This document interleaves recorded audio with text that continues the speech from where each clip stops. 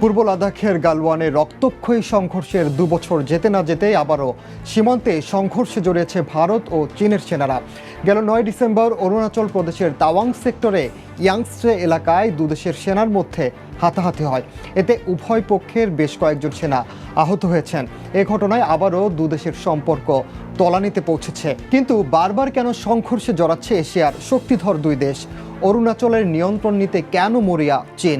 সংঘর্ষের ঐতিহাসিক পটভূমি বাকি, এসব প্রশ্নের উত্তর নিয়েই এবারের দৃশ্যপট। সঙ্গে আছি আমি অমরিনা।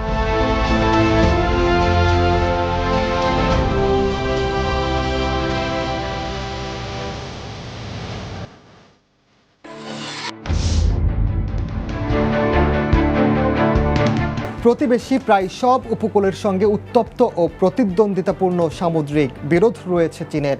সেই সাথে চীনের সঙ্গে মোট 14টি দেশের স্থল সীমান্ত রয়েছে। ভারত ও ভুটান ছাড়া প্রায় সবার সঙ্গে সীমান্ত বিরোধ নিষ্পত্তি করেছে চীন সরকার। আবার যেসব বিরোধ মিটেছে তার বেশিরভাগই চীনের মতো করে হয়েছে। 2011 সালে 1100 বর্গ কিলোমিটার এলাকা ছেড়ে দেয় তাজিকিস্তান। 1962 সালের অক্টোবর নভেম্বরে ভারতে হামলা চালিয়ে বিশাল অঞ্চল দখল করে চীন। তবে এরপর চীন একতরফাভাবে যুদ্ধবিরতির ঘোষণা করে, একই সঙ্গে তাদের দাবি করা 20 কিলোমিটার অঞ্চলও ছেড়ে দেয়। চীন ভারত ছাড়াও দক্ষিণ কোরিয়া, রাশিয়া এবং ভিয়েতনামের সঙ্গে বেশ কয়েক দফা স্থলযুদ্ধে লিপ্ত হয়েছে। ভারতের সঙ্গে অনির্ধারিত সীমান্তকে প্রকৃত নিয়ন্ত্রণ রেখা বলা হয়। নয়াদিল্লি বেইজিং দ্বন্দ্বের উৎপত্তি জানতে হলে যেতে হবে ব্রিটিশ ভারত এবং তিব্বতের মধ্যে অমীমাংসিত সীমান্তে। তিব্বতের উপর আধিপত্য প্রয়োগ করা চীন 1951 সালে নিজেদের সঙ্গে অঞ্চলটি যুক্ত করে নেয়।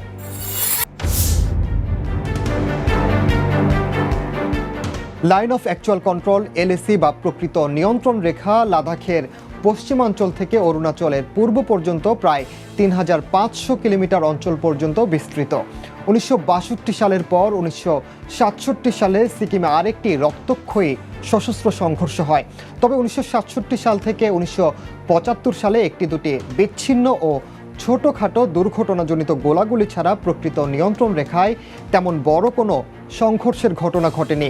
প্রায় 1 বছরের তুমুল উত্তেজনার পর 1986-87 সালে অরুণাচলের সুমডরং চুতে ভারত ও চীন ভয়াবহ আরেকটি সংঘাতের কাছাকাছি চলে আসে। তবে ধারাবাহিক কূটনৈতিক আলোচনার মাধ্যমে সেই অস্থিরতা দমাতে সক্ষম হয় দুই দেশ। যদিও ভারত ম্যাকমাহন লাইনের চারপাশে তার অবস্থানকে আরও শক্তিশালী করে তোলে।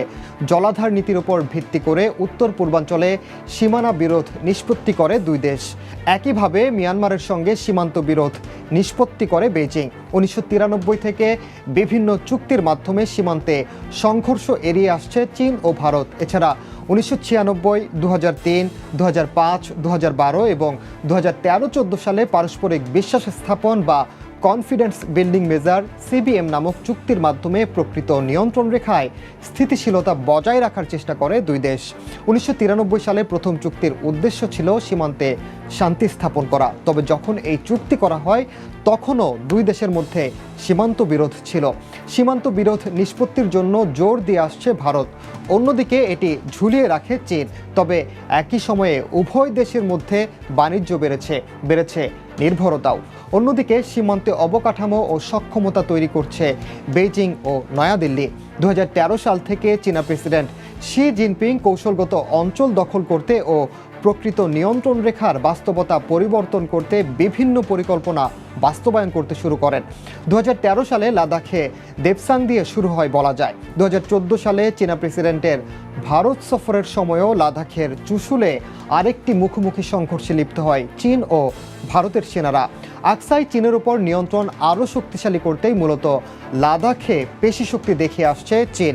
2017 সালে সিকিমের দোকলামে ভুটানের সঙ্গে চীন ভারতের ত্রিজংশন নিয়েও সংকট দেখা দেয়। সাম্প্রতিক সময়ে সবচেয়ে গুরুতর ও ভয়াবহ সংঘাতের ঘটনা ঘটে গালওয়ানে, যেখানে চীনের সঙ্গে সংঘর্ষে এক কর্নেল সহ 20 সেনা হারায় ভারত। অন্যদিকে চীনের কর্মকর্তা সহ মোট 4 জন প্রাণ হারানোর কথা স্বীকার করে বেইজিং।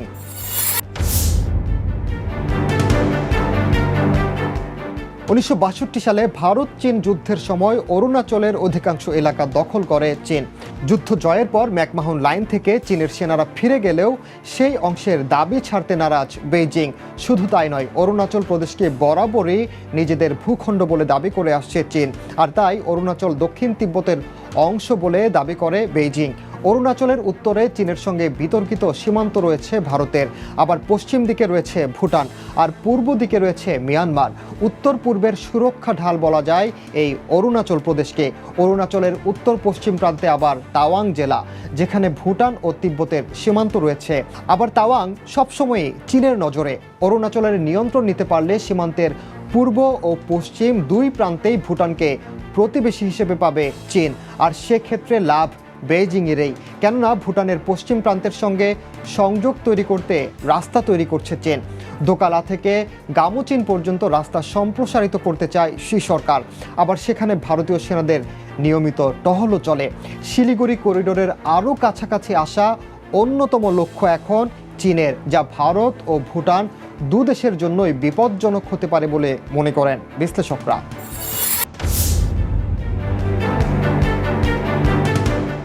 উত্তর পূর্বাঞ্চলে ভারতের পানি সরবরাহ নিয়ন্ত্রণ করতে মরিয়া চীন।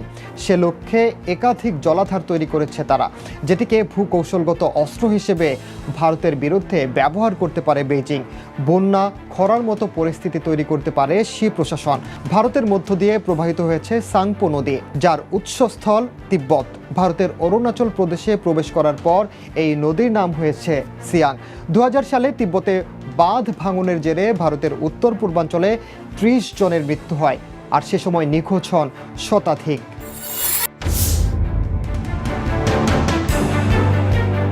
বিশ্লেষকরা বলছেন, চীনে অপ্রতিসমতা অর্জন করার পাশাপাশি দেশটির পুনর্গঠনবাদী লালসা বহুগুণ বেড়েছে। লাদাখে নিজেদের দাবি আদায় করার পর এখন অরুণাচলে তাদের আধিপত্য নেয়ার মনোভাব প্রকাশ পাচ্ছে।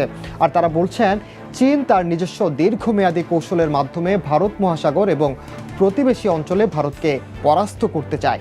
বিশ্লেষকরা আরও বলছেন, চীন একটি পুরানো চীনা প্রবাদ অনুসরণ করছে, আর তা হলো এক জঙ্গলে দুই বাঘ থাকতে পারে না। তবে হিমালয়ের পর্বত যেহেতু অনেক বড়, তাই দুই বাঘ পরিপক্কতা এবং প্রজ্ঞার সাথে বাসস্থান খুঁজে নিতে পারে বলে মনে করেন তারা।